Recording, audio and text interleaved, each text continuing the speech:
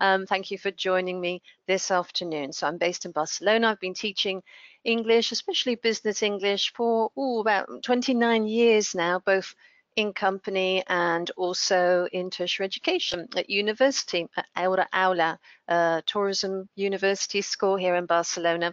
And I've also been teaching more recently at Bath University in England in the summer for pre-sessionals. So I've got a little bit of experience in, well, a lot of experience actually in company, but also in tertiary education. And over to you.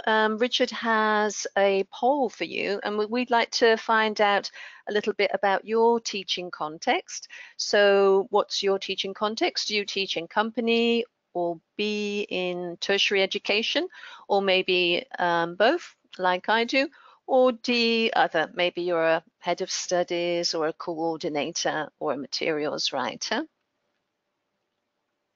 So if you can answer that poll, that would be very interesting. And then, as you can see from my screen, the objectives for today then are looking at this world of employability, looking at specific skills. Richard mentioned soft skills. Sometimes we call these communication skills or human skills that can help our students either to maybe get jobs or stay employable once they are in work. And if we move on then to a little bit more in detail in the aims, we'll be defining these employability skills and what that means, extending a little bit the discussion that my colleague Margaret O'Keefe started last week in last week's webinar. And then I'll take you through some communication tasks for the business English classroom that you could use both in company but also with your younger students in university education. And I'll be highlighting specific communication skills, for example, communication, social skills, presentations, teamwork, very importantly, with collaboration. That seems to be the key word these days at universities, with students collaborating on writing and also in projects. Problem solving, specifically decision making as part of the problem solving process. And to some extent creativity in these tasks. I won't actually be focusing on self-management, which is one of the other important skills that have been highlighted in various reports, but I hope to do so in a couple of weeks' time in the next webinar. Okay, well, almost half the people have voted, but I think if I close the poll now, and then we can see the results. So I'll just be sharing the results on screen. And we have 5% of respondents said they are teaching in company. 40, so almost half the people, respondents said they're teaching in tertiary education. A fifth, 21%, said they do both teach in company and teach in tertiary education. And a quarter, 26%, said there's another response. Mm-hmm. All right, so that's interesting. So quite a mix there, but most view to teaching in tertiary education, or maybe have taught in tertiary in the past. If I can refer again to Margaret O'Keefe's webinar from last week, we had been looking at this report from the UK Commission for Employment and Skills, which was published in 2010. There was quite a long definition for employability, and Margaret summed it up nicely, succinctly, by saying, well, really, it's the basic skills, attitudes, and behaviors that are essential for you, in this case, our learners, to get a job, keep a job, and also to progress at work. The importance there of that sort of personal development and ongoing training. Now, these 5 key skills that I mentioned at the start in the aims, we haven't invented them. These were taken from another report, How are Schools Developing Real Employability Skills, published quite recently, last year.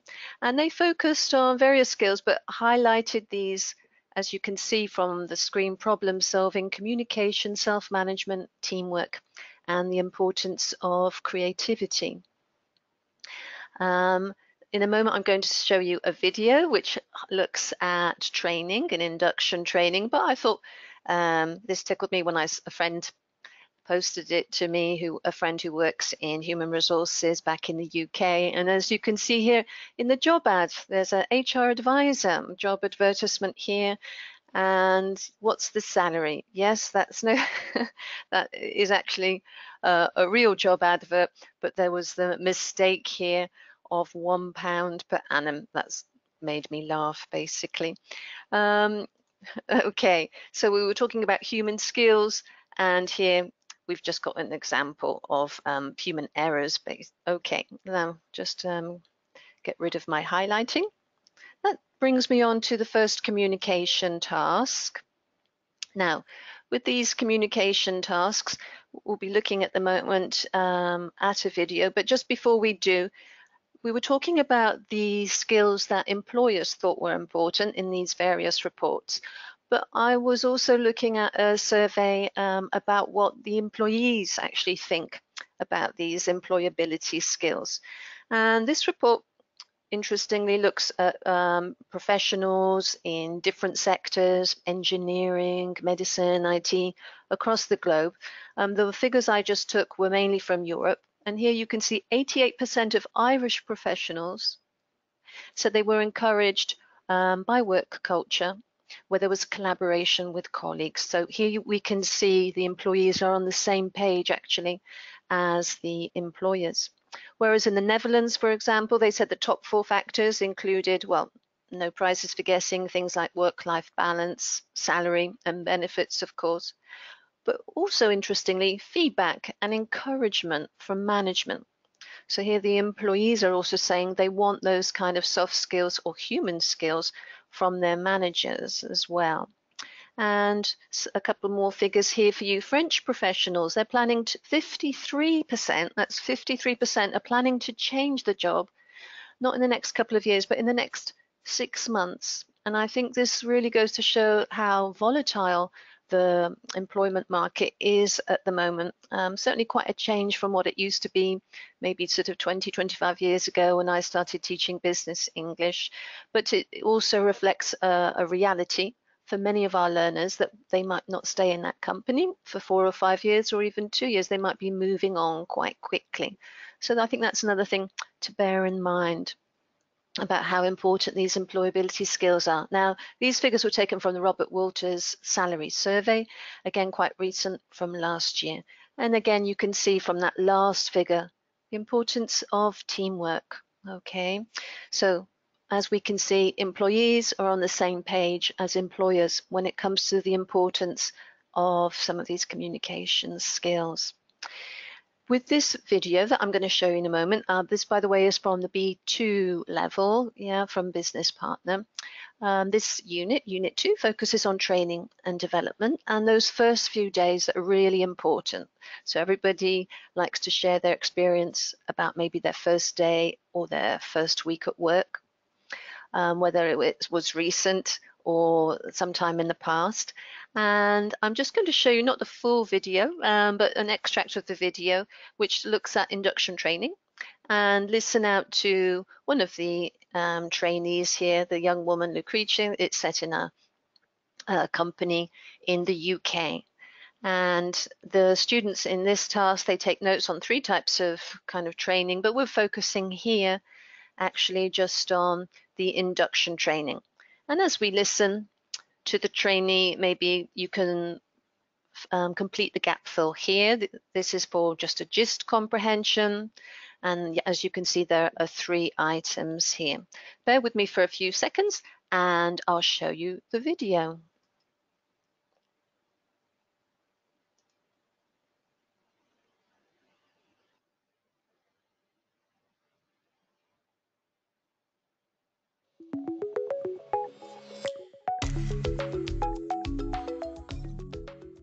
In the world of work, training is important for companies and for employees. For companies, good training ensures that their staff have up-to-date skills and knowledge. For employees, training can drive career development and open up new opportunities. Let's have a look at the most common types of training and development. This international company has recently hired 5 new team members. They will be working in a variety of roles across the organisation. Before they start in their individual jobs, they are undertaking induction training together. Induction training, which is sometimes called onboarding, helps that new staff members get to know the company and its systems, as well as their new colleagues. A key part of our induction programme and the importance of it is to help new members of the team understand and feel a part of our company's culture. We structure the programme in a way to give them the skills and the knowledge to do this, and our aim is that they can become effective team members as quickly as possible. Induction training usually includes learning about company policies and procedures. It may also provide information about how the business operates and its key markets. The induction was just amazing. We were able to meet all the key people in the company and able to ask them questions and for them to ask us about ourselves. So there was a real sense of belonging.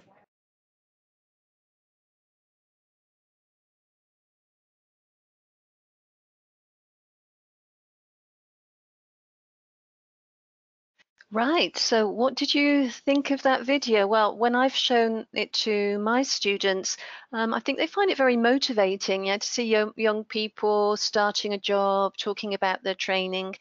And, you know, here that you get a real sense of the young woman enjoying that moment of training.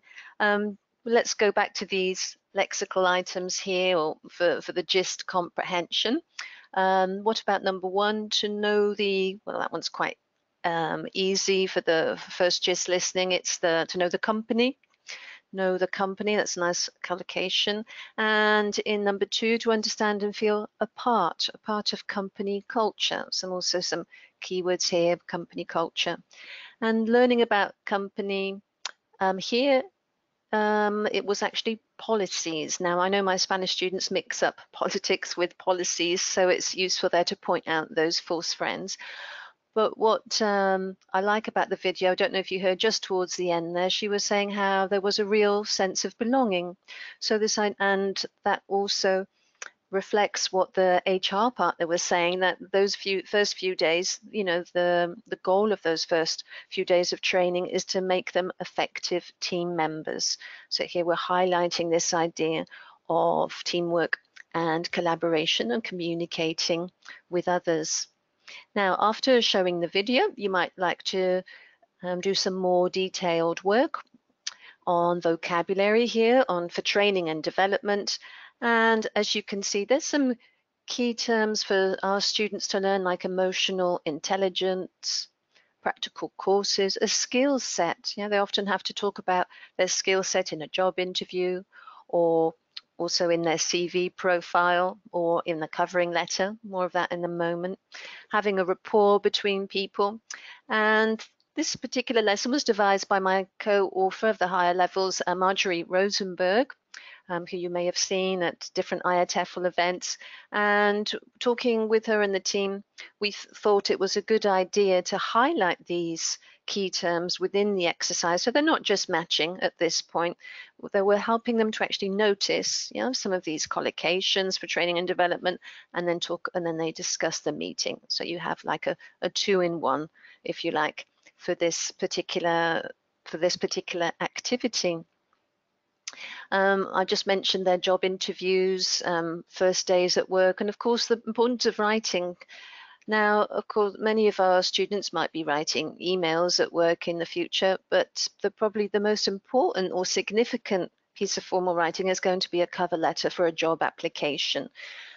Even if they're doing it on their mobile phone and it's not an official letter, physical letter, they will be writing about themselves in some way or other, either in their social media profile or in the body of an email message. And this activity is taken actually from the B1 plus level, the lower level. And what I like to do with my actually advanced students at the university is I get them to send me a covering letter that they worked on the previous year.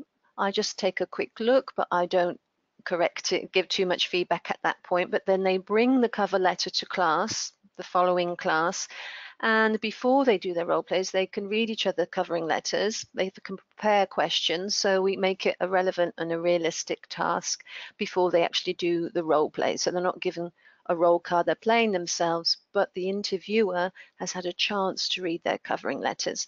And we can see in this kind of activity here, focusing on some errors, keywords come up, target items like degree, talk about the difference between career and degree, for example, with my Spanish students, maybe a situation that helped you to do something, yeah, or a situation you learned from, and also collocations like to be a suitable fit, yeah, for the job. That's quite unusual. Students aren't usually familiar with that term. And of course, some more standard expressions for formal email writing, like look forward to hearing from you in this case. Yeah, and as you can see in the last item, just towards the end there, you should correct it by saying, I look forward to hearing from you. Now, I know my students often get that expression wrong, even at the higher levels. Okay, right. So if I can just recap some of the teaching ideas then we've seen so far in this webinar on employability. Basically what we've been trying to do, me and the co-authors, and I think what I try to do in my business English classes is to recreate these sort of genuine aspects of the workplace. Okay, yes, sometimes they're role plays, but to have it as close to reality as possible. And as Margaret nicely summed up last week, we want to illustrate these certain skills like teamwork, like being able to communicate both writing and speaking, for example, in presentations, this idea of noticing language, helping them to notice. And also, obviously, apart from just presenting, but practicing this vocabulary and functional language. Now, in the next video I'm going to show you, we're going to be watching a meeting, but there's a meeting with a difference. It's quite a realistic meeting. It's not a nice meeting where everybody is listening politely. It's with a difficult communicator. I'd like you to look at the cartoons here on the screen. I wonder which communication style, think to yourself, do you find particularly difficult to deal with in real life or in your studies?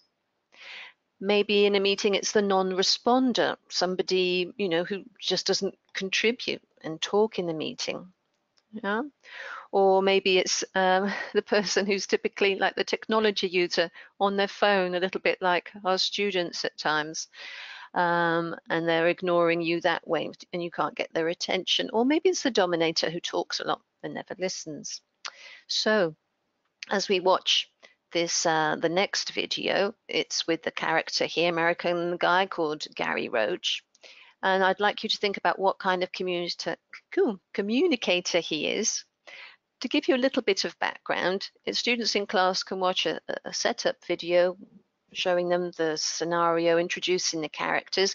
I'm afraid I won't have time to do that with you now, but before we watch the option A of the video, take a look at this extract from the script where two people are talking about this Gary character.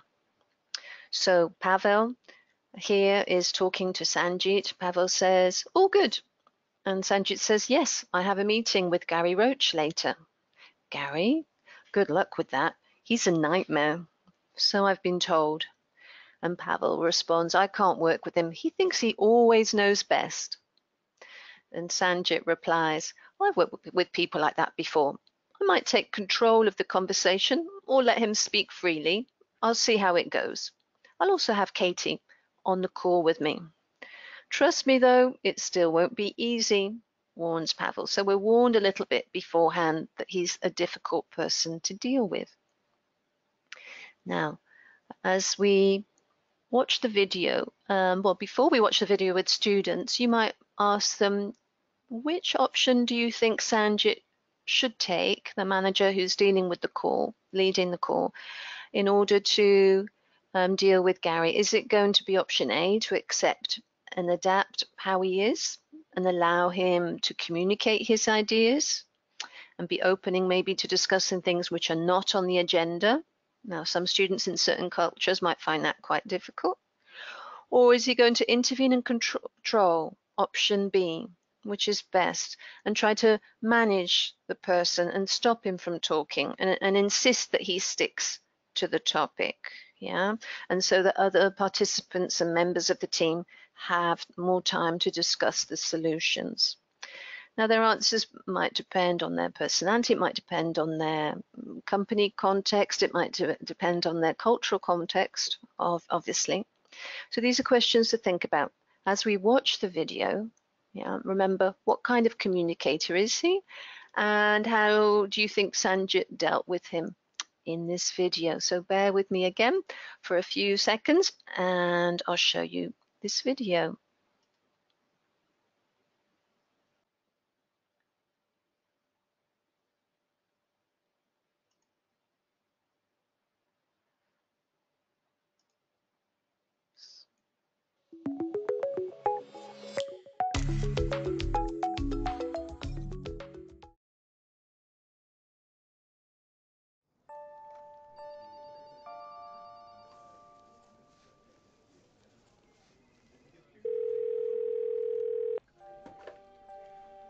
Hi. Hi, Gary. Yeah. Hi. Hi. I'm here with Sanjit and Katie. Hi. Hi. Okay. Sanjit. Claire has filled me in, so there's no need for the hello, how are yous. Let's go through the branding document I sent you. It's really important you rethink the branding. I actually had an agenda I thought we could stick to. Can I go on? Yes, your document. Okay, Gary, carry on. As you'll see, I've proposed some changes. There's a load of ideas you should look at. Really good stuff, even if I say so myself. One key thing. I've done some detailed analysis of your potential customers. Interesting results. Very interesting. And so I've put together a few marketing ideas on page 23. Got that? Anyway, and I know you're not gonna like this, but you know the little product logo? The one with the sun you've gone for? Awful. Customers hate it. It simply has to be changed. Pronto. Can you elaborate on that? Yeah. I will come to that. I'm also worried about the marketing budget. It's totally unrealistic. So I've created a new budget which, when you take a look at the... Okay, but if we could focus back on the logo. Just let me finish. All right. Brand and marketing spend. Go on then.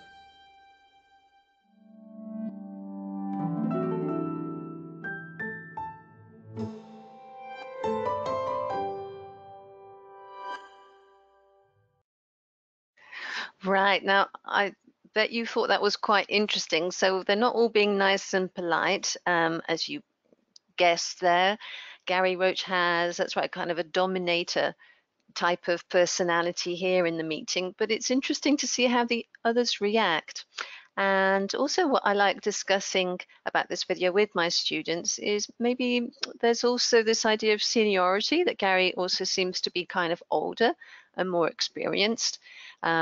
And the other people in the meeting, the people who, Sanjit as well, who's actually managing the meeting, seems to be sort of younger. So this might have a role in that, how the meeting develops, but also the cultural context. It might be, completely unacceptable in some cultures, like the Chinese culture or some Asian cultures, to override others and not listen to their points of view. On the other hand, students might argue, well, if you try to manage Gary, you won't hear all his interesting ideas. Yeah, it's quite funny, some of the things he's saying. Oh, the logo, it's awful. Customers hate it. And I've prepared a new budget. So he's being pretty direct, but maybe these are very useful ideas that they need to pay attention to in order to prevent the company from making big losses or making bigger mistakes. So there's a lot there, I think, for discussion about Gary as a personality, how others might manage that kind of call, as well as the language and the functional language coming out of meetings and dealing with people. So if we go into some of the functional language there, as you can see, this is how they felt. Well, you can also discuss that with your students. How would you feel if you had to deal with somebody like this? So they look pretty frustrated and demotivated. But remember, this is only one option, one approach. There's another approach, a different approach where Sanjit reacts differently, and that would be in option B, okay? So what's this meeting about? Well, it's about keeping a meeting on track. It's about those employability skills of maybe working as a team, but also collaborating and supporting each other where necessary, yeah, managing interruptions. And here, the students, as you can see from the screen, they interact with this language box. So they don't just get a list of useful phrases that they're going to briefly look at and then never use. We've tried to, in the functional language pages of the book, we've tried to, highlight certain things here to make sure that students are actually interacting or engaging, yeah, with the useful language. Right. Sorry, I just need to get rid of my highlighter pen. Thank you very much. Okay. Now that brings me to the reflection point in the lesson. So as usual, a couple of questions just for reflection. What kind of styles do you prefer using with challenging communicators? And what's maybe the advantage and disadvantage of your personal style? Yeah, so just a couple of short questions, but very useful for students to think about, as we've seen from latest research in recent years. Also, Margaret pointed out again in her webinar last week, this idea of learning by thinking and how reflection improves performance is actually quite essential to the learning process. And it was talked about in a paper by the Harvard Business School a couple of years ago, how learning by doing would be more effective if it's deliberately coupled with learning by thinking. So there you have the importance of this little bit of reflection. And something for you to reflect on about collaboration and teamwork, one of these key employability skills. I like this quote: collaboration divides the task and multiplies the success. So we've seen at universities talking about the importance of collaborating on projects, yeah, in also collaborative writing, and also because this reflects the real world when they're in the office and they can't just work independently, but they have to work in a team, often a multicultural team. And that's becoming more and more common these days. So a third video I'd like to share with you. This is now from the B2 plus level of business partner. So we've just gone up a little notch there in the level. I really love this video because, okay, it's about a retailer, a men's clothing retailer called the Idle Man, great title. But we see a short video about the decisions they took in order to open a shop. Now, this retailer, the Idle Man, is a little bit different for most retailers because it started off online and then they took the decision to open a physical store. So actually, in contrast to what most other retailers are doing. Also, it's just for men's clothes. And here we're going to just watch a short extract of the marketing director talking about the research they did before opening this store. And also we'll hear Oliver, the CEO, talking about all the costs involved. So here we're looking at this idea of collaborating in order to make decisions, take successful decisions, but there's also a lot of useful business language that comes up in this video, okay? I know in the real classroom you would ask your students to listen to all the video for just comprehension. We're just going to watch a snippet and then go back to this gap fill exercise. But let's watch the video and see what you think and maybe take some notes about some key vocabulary that you didn't understand. Okay.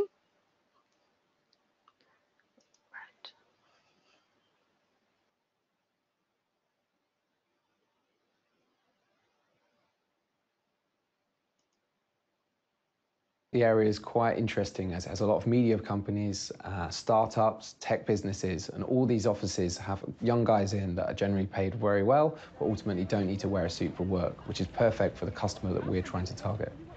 What you need to do is go and click the street, that is to count how many of your customers pass the store or area in a certain amount of time. And this is a simple job, but you need to do it to make sure that it's going to be an effective location. Oliver drew up a simple business plan to present to the board. We worked out what the costs were, and then we worked out what the revenue needed to be to cover those costs. The information we needed to pull together was staffing levels and the costs attached to that, rent and rates and insurance and other things like that, the setup costs for the store, and then really just the ongoing costs. In terms of presenting the store concept to the board, we did a very simple mood board showing sketches of the store, some photography, and some similar stores that we're inspired by.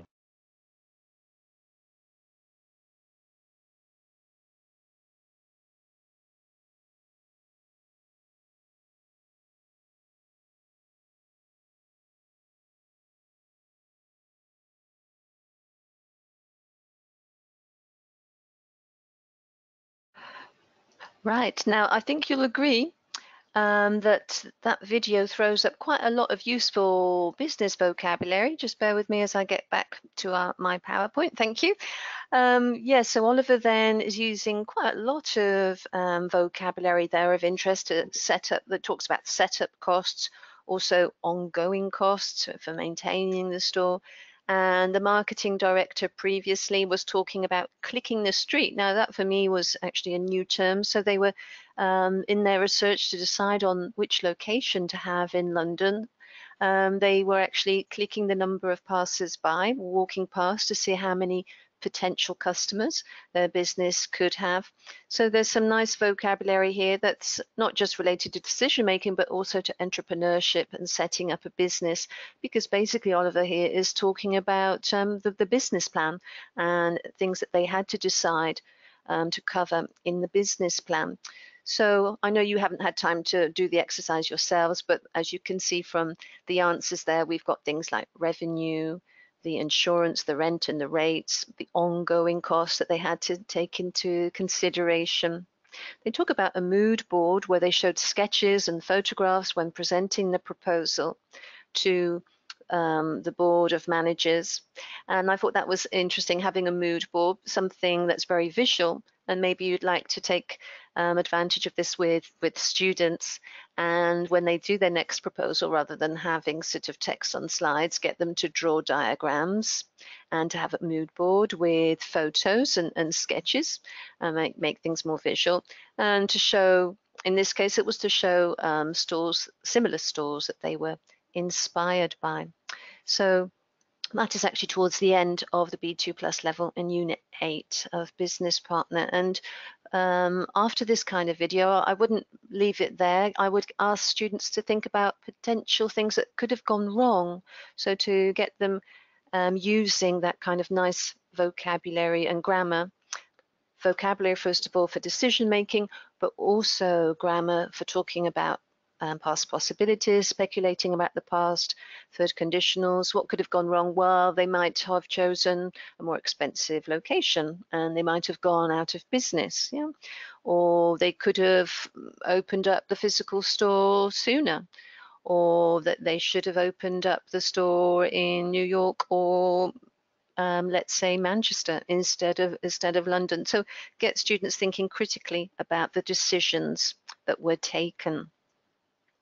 And again, some discussion questions, but also activating that decision-making vocabulary. Here we've got making decisions, decision-making, the idea of constraints and alternatives in item 2 here.